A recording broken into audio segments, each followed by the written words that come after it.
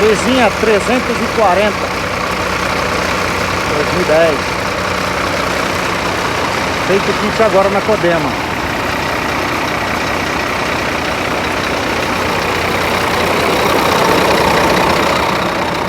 Tanque de alumínio. Originalzinho.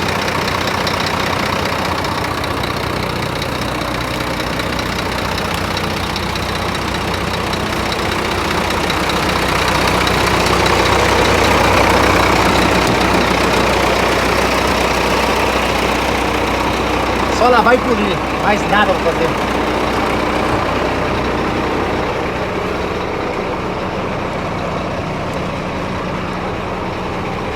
Amanhã estou mandando higienizar ela. Polimento e lavagem quando vender.